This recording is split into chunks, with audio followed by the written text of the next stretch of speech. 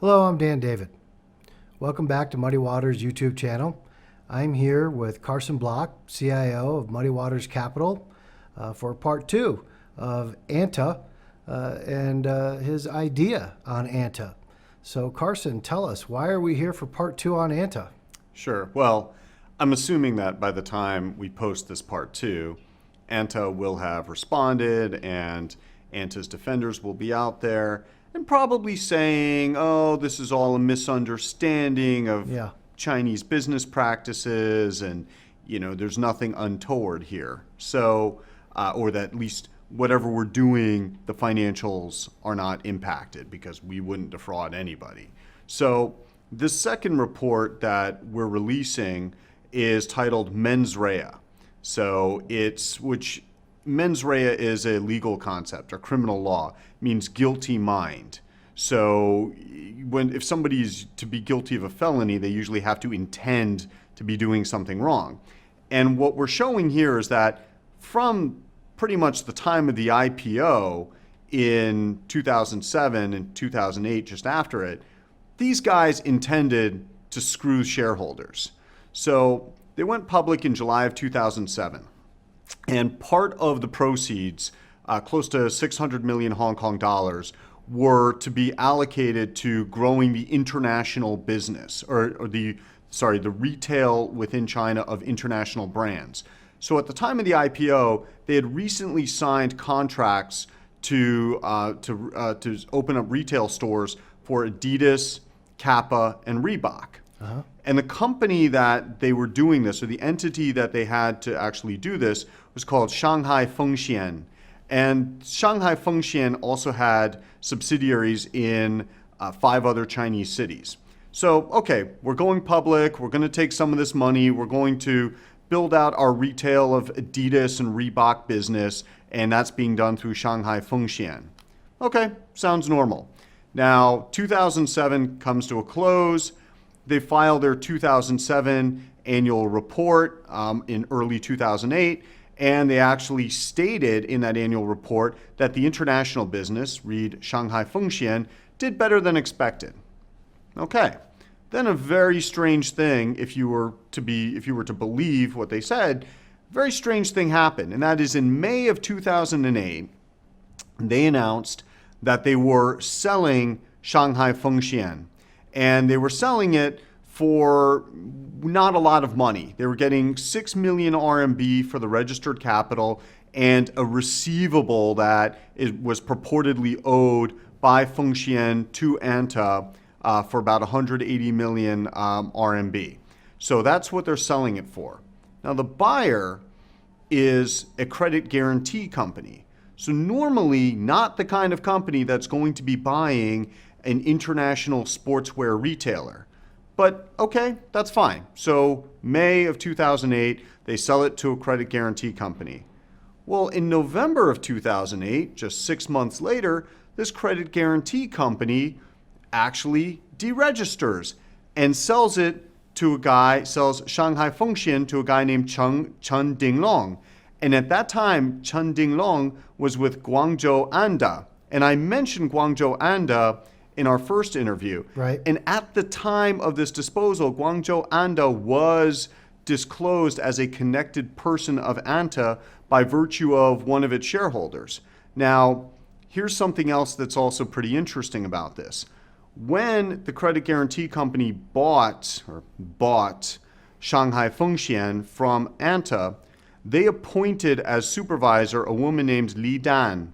Li Dan was the supervisor and still is of Yundong, which is that company that the chairman Ding apparently uses to control all of these subsidiaries secretly.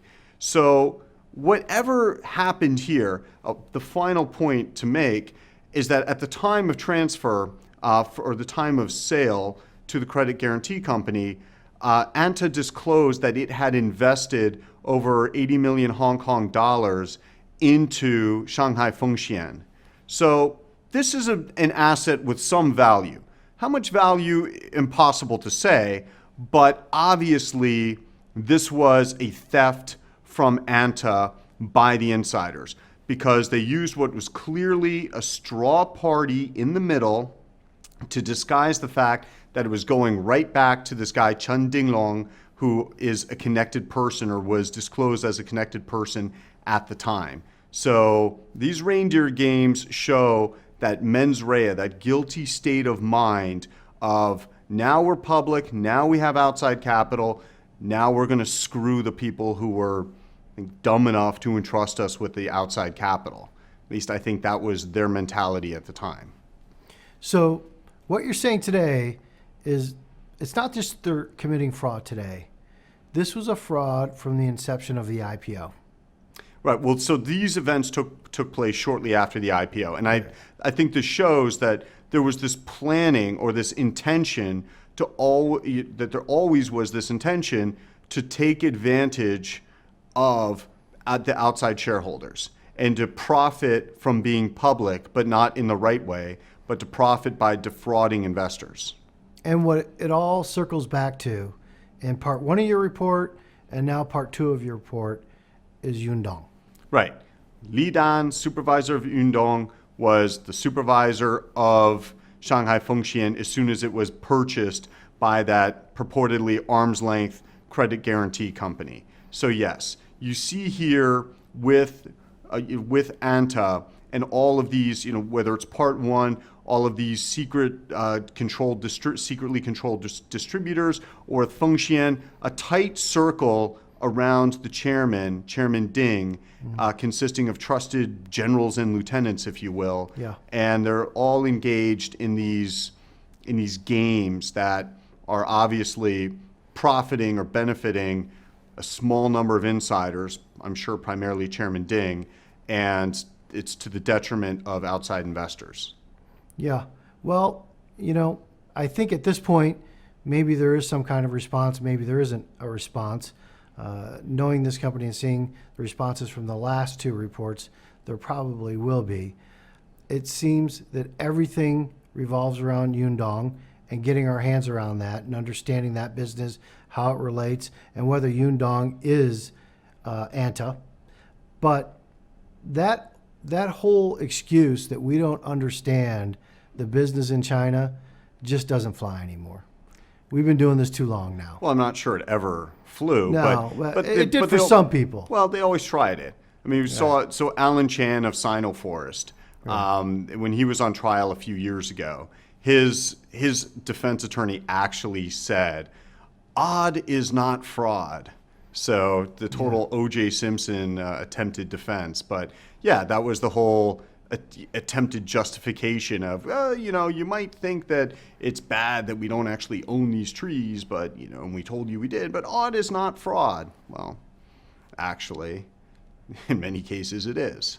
Where are the analysts in all of this? Are they doing any kind of work? I've read some of the reports, and some of them were pseudo rebuttals that weren't really rebuttals at all, and really looked at discounted cash flow models that actually don't mean anything when you're looking at fraud. Are they going to actually do the work and look into some of the allegations that have been put forth here today? Do you have any hope of that?